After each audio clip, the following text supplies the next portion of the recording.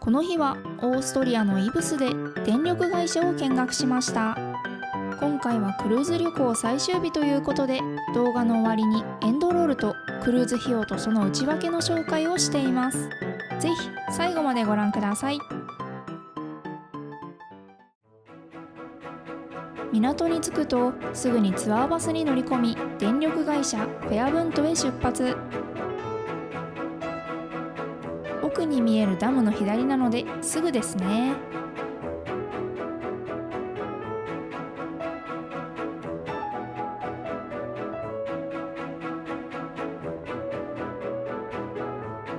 到着。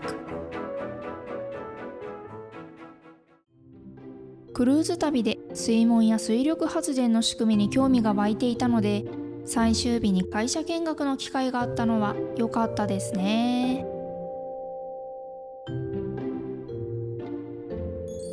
この会社は水門の管理だけでなく、水力発電の役割も担っています。この模型を見ながらマークが簡単に水門の仕組みについて説明してくれました。ダムの右側は水位が高くなっていて、左側は低くなっているでしょ。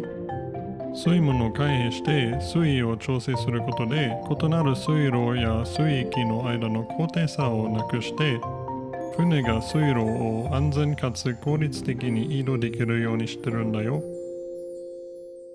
また、水が高いところから低いところに落ちる時の高速高圧の水の流れを利用してタービンを回し、電気も作ってるんだよ。タービンは後ほど模型や実物も見ることができました。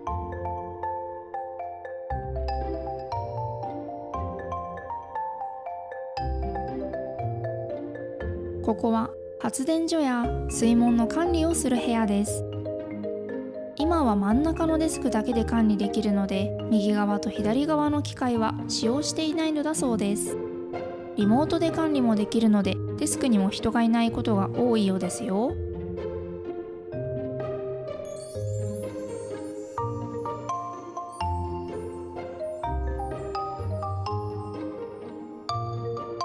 ここでは水がタービンに入る前にゴミや木の枝などを取り除いています。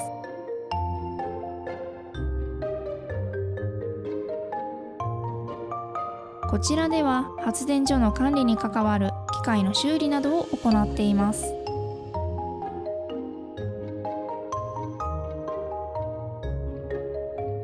そしてこれはタービンの模型。タービンはこのプロペラのような機械でダムの下にあります。タービンは水の流れを利用して回転し、その回転運動は発電機に伝達されます。そして発電機は回転運動を利用して電気を生成します。生成された電気は変電所を経て送電網に送られ、家庭や企業に供給されます。模型のタービンは新しいタイプで横向きですが、古いタービンはこのように縦向きになっています。現在稼働しているタービンのほとんどはまだ縦向きのものなんだそうですよ。ビデオの映像を見るともっとわかりやすいですね。新型のタービンはこのように横向き、旧型のタービンはこのように縦向き。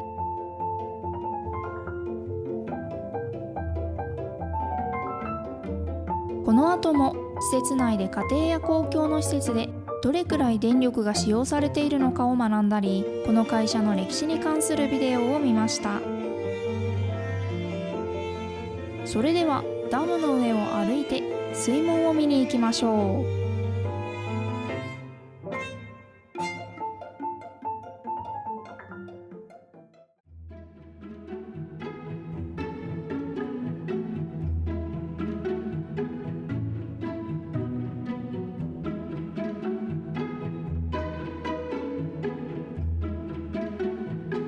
下に溜まっている木の枝は取り除かれるんですよね。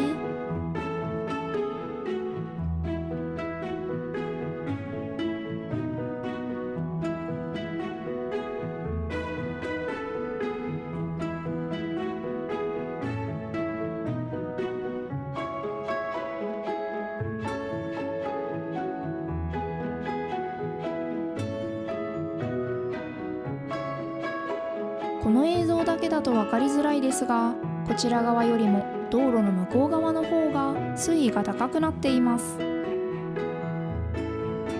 向こうに見えるクルーズ船は2隻とも私たちと同じニコクルーズ。船のある場所の方が水位が高くなっているのが分かりますよね。低い水位の場所から高い水位の場所へと進むので、水位を高く調整中です。調整が終わって船が進みますよ。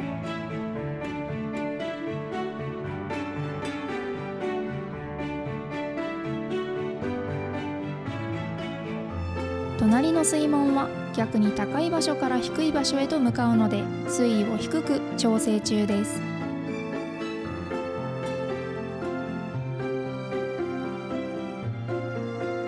ダムの上から見ると水位の違いが分かりやすいですよね。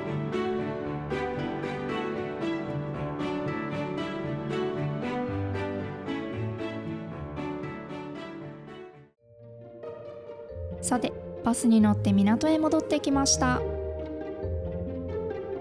旧型のタービンが展示されていました。マークに何かポーズをとってとお願いをすると、お茶目なマークさんはタービンのように回転してくれました。何のエネルギーを作ってくれたんでしょうね。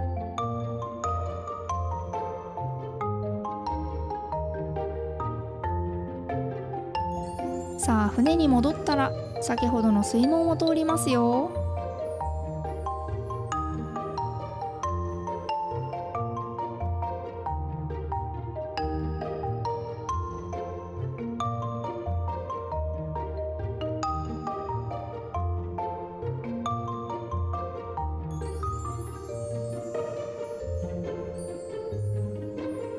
早送りで見る水位の調整が面白いですよね。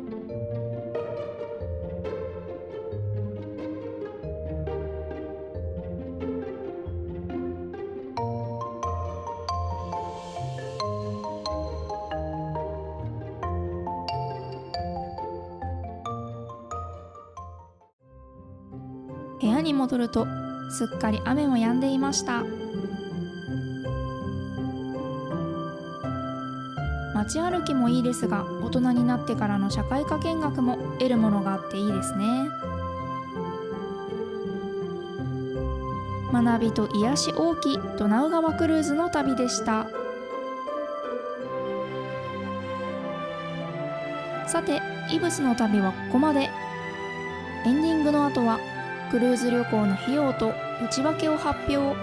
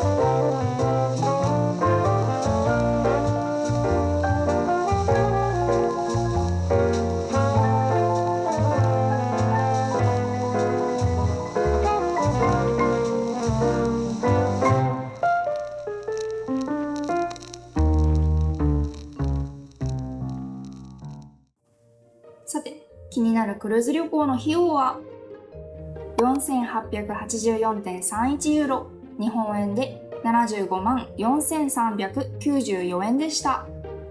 ちなみに予約の引き落とし日と追加のツアーの引き落とし日で計算をしています。なので去年の夏ですね。で、今は驚くことに1ユーロ、マークさんいくらになってると思う？いくらかな。最近は確か160ぐらいだったかい。と思うじゃん。今はですね、円安が進んでいて174円くらいになっています。結構高いね。ね。